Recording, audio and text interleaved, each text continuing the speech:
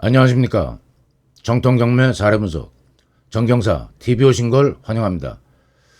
구독자 여러분, 또 방문, 조회 하러 오신 여러분 덕분에 정경사 TV 전국구를 넘어서 세계구가 된 것 같습니다. 정경사 TV 구독자 비율 보니까 80~7%가 국내, 그리고 해외 동포 여러분이 가슴 시린 조국에 대한 향수, 리턴 홈에 대한 대비로 영상 시청하시는 것 같습니다. 그 댓글로 그 고향에 대한 향수, 우리 대한민국이 올림픽, 아시안게임 거치면서 그 시절만 해도 김치에 포함된 마늘 냄새 나면 외국인들이 도망간다고 그랬습니다. 이제 라면 수출, 일본 라멘이 얼마나 불쾌하겠습니까? 한국 라면이 엄청난 조 단위가 넘는 매출을 올리면서 세계인들한테 자부심, 한국 문화, 문명, 한류가 자부심이 되는 시대가 됐습니다. 자, 오늘 영상 시작하겠습니다. 오늘 영상은 또 방어입니다. 방어. 공격 방어가 있는데 이게 재산 손실, 응찰자가 6명이나 여러 명이 응찰을 해갖고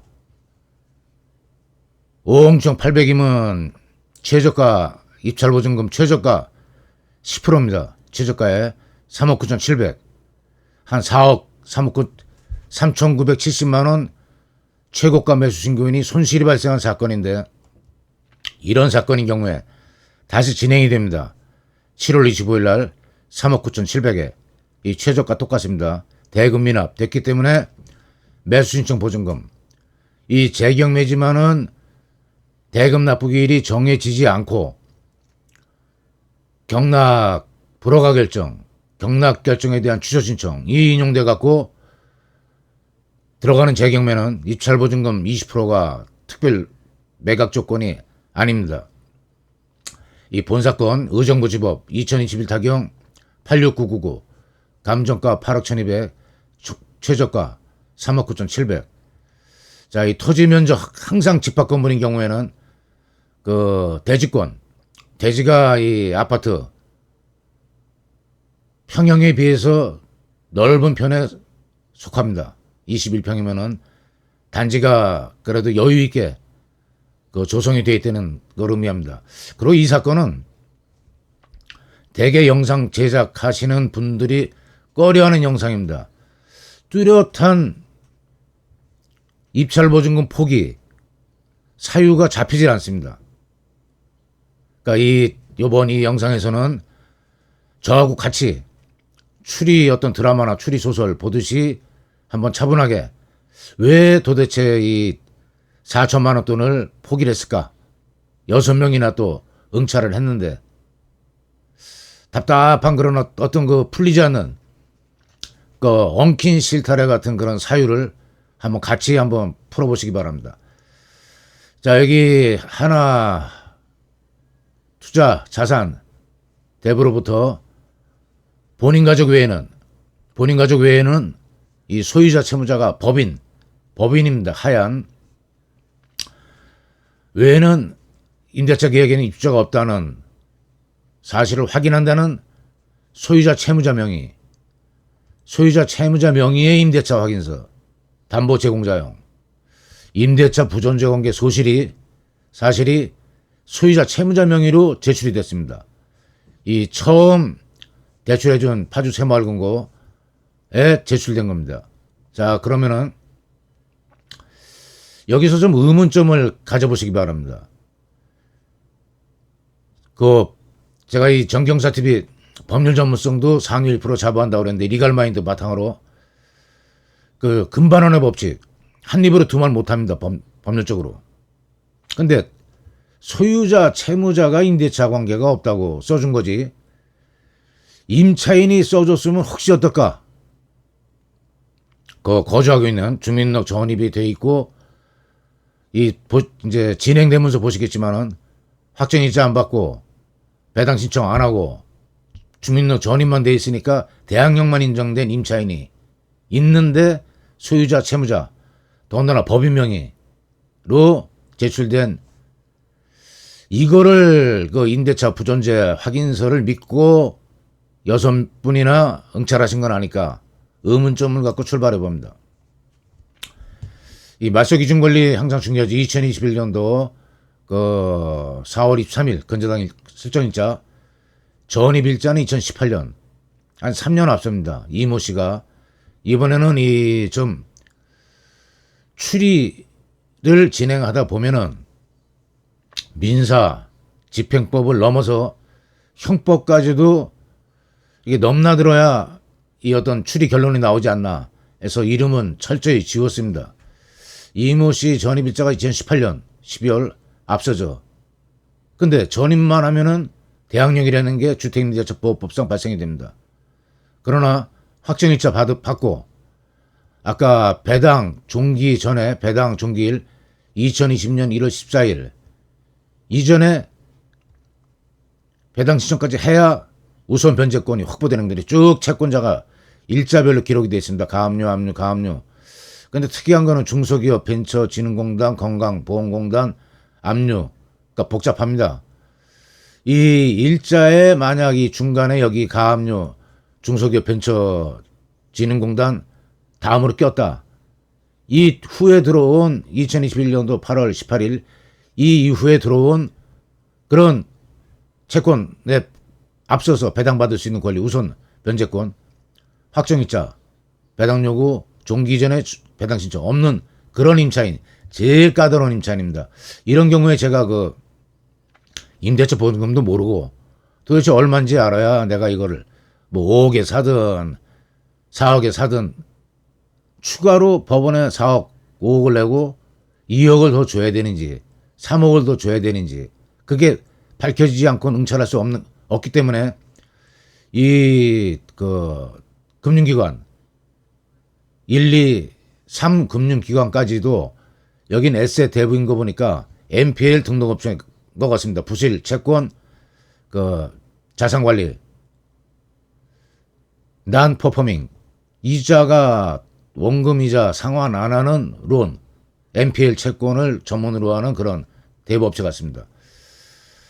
자, 하나하나 관리비 1,500도 미공개. 이 상당액이 여기에 한번 주의를 기울이시라고 화살표 표시하는 게 상당액이기 때문에 1,500이. 물론 전용 부분에 대한 그런 관리비는 납부 의무가 없습니다. 입찰자가.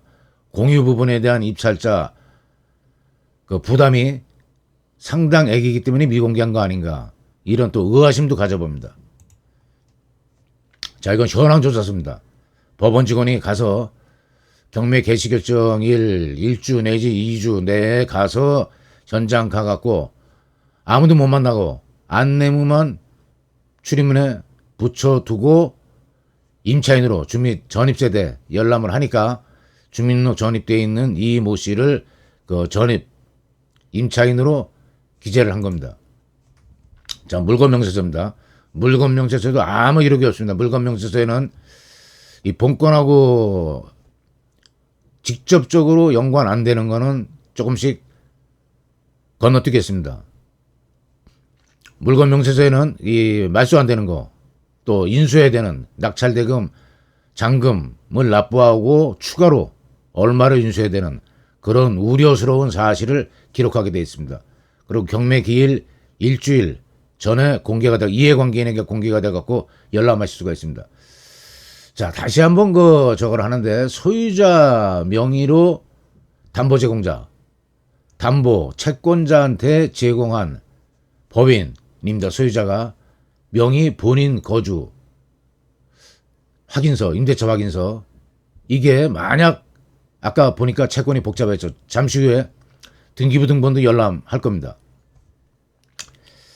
이 임대차 확인서가 법인이 만약 파산을 했다고 가정을 해보면은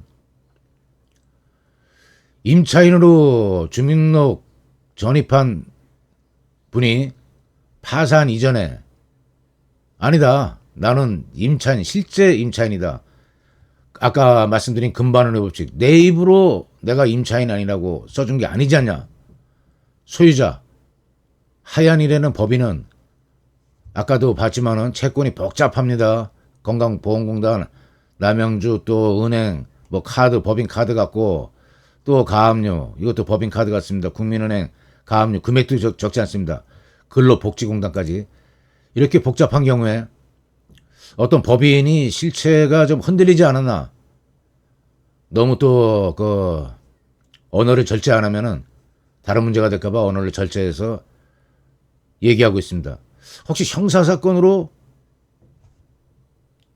그 NPL 원금이자 상환 안 되는 상태에서 NPL 업체가 인수를 했는데, 근저당권을 인수하고 이 근저당 채권자도 원금이자 상환 안 되는 그런 사유가 법인이 혹시 파산 절차를 밟고 민사를 넘어서, 민사집행법을 넘어서 형사사건하고 연루된 건 아닌가, 또 한번 추리해 봅니다. 자, 이 문건 접수 내역을 쭉 보니까 낙찰 받으신 분이 대금 납부기일 정해 지고 매각 결정일 이전에 매각 프로가 신청을 했다든지 매각 결정에 대한 직시항고를, 매각 결정 취소 신청을 3단계로 법원 경매가, 쉽게 말해서 물건이 마음에 안 들면은 당신이 설명한 거 다르지 않냐, 물건을 매매를 취소할 수 있는, 나 이거 안 살래, 물릴 수 있는 3단계 절차가 있습니다. 이 기록이 없습니다. 그럼 한 번에 질려버렸다는 얘기입니다. 알아보고. 자, 이거 소송에 휘말려 갖고 저 임차인이 진짜 임차인인지 가짜 임차인인지 대법원까지 갔다 와야 되는 거 아니야? 잔금은 내고 명도도 들어가 보지도 못하고, 또 문제점이 있는 그런 사건이니까 소유권이 확보돼 있다 하더라도 융자 안 나오고, 그런 문제점은 없을까? 또 한번 추론해 봅니다. 자, 이게 문건 발송 내역입니다. 취급과 매수 신고인한테 대금지와 기한 통지서를 발송을 했습니다. 그러고 미납이 된 겁니다. 대금 지급 기한은 경매 기일 이후 일주일 뒤 매각 결정일, 매각 결정이 7일, 일이 경과돼서 확정이 된 후에 대금 지급 기한을 통보하게 되어 있습니다. 2024년 3월, 4월에 두 번에 걸쳐서 발송됐는데, 아까 전에서 봤듯이 어떤 이의신청, 물건을 좀 물러주세요 하는 그런 절차가 아무것도 결정이 안 된 겁니다. 자, 그리고 여러 가지를 알 수가 있습니다. 문건 접수 내역, 송달 내역, 당사자가 법원에 접수하고 법원이 이해관계인한테 통지한 서류. 자, 채무자금 소유자, 주식회사 하얀이죠. 송달 간주입니다. 안 받는다는 얘기입니다. 공시 송달. 그러니까 이 당사자가 이 도달, 근저당권자, 당연히 뭐 채권자야 그 온전한 그런 법인 주소가 유지가 되고 있기 때문에 도달됐고, 또 근저당권에 대한 질권자까지 또 다시 질권 설정하면서 자금을 일부라도 회수한 겁니다. 자, 정상적으로 도달됐죠. 여기는 그러니까 법인 하야는 현재 존재하지 않는 법인이다, 이런 또 추론이 가능합니다. 자, 등기부등본 갖고 보겠습니다.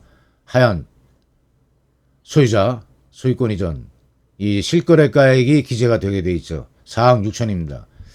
그럼 혹시 전세가액을 이 근처 18일 2018년 언저리에 전입한 주민등록 전입자이기 때문에 전세보증금을 주장하더라도 3억 정도 되지 않을까를 또 가정해 볼 수가 있습니다. 그러니까 차분하게 추론을 진행을 하고 있는 과정입니다. 자, 을구입니다. 이 주식회사 하얀 설정 채무자고 새마을금고 경매신청 채권자죠. 지워지고 확정채권 양도받았습니다. 부실 자산관리 NPL 업체라고 봐야죠. 추정할 수 있습니다. 확정채권은 또 양도했습니다. 하얀 투자 자산관리 에셋대부 NPL 업체로 추정되고, 그러고 질권 설정, 조금 아까 살펴본 대로 질권자한테 채권을 또 양도한 겁니다. 정상적인 채권이 아닌 부실 채권을. 자, 여기서 이 사건은 결론 내리겠습니다. 다른 사유보다 가장 중요한 소유자, 채무자가 당사자가 아닙니다. 대출 받을 땐 대출 채무자, 소유자가 당사자인데, 이 임대차 관계 부존재 확인서 명의자가 이모 씨, 주민등록 전입자가 아니라는 거. 여기서 이 이모 씨하고 임대차 관계 작성한 바가 없으니까 당연히 내 이 전세보증금은 한 3억 정도, 3억 5천 정도가 된다 하고 주장하고 나올 가능성이 있습니다. 그게 받아들여졌을 때는 우리가 지금 이 낙찰 5억 7천 정도에 보셨는데 3억만 더한다 하더라도 한 9억 돈이 되는 겁니다. 감정가를 넘어갑니다. 그래서 응찰자가 입찰 보증금을 취소하고 경매를 포기한 거라고 논리적으로 합리적으로 결론 내립니다. 자, 이런 물건 얼마까지 떨어져야 됩니까? 최저가가.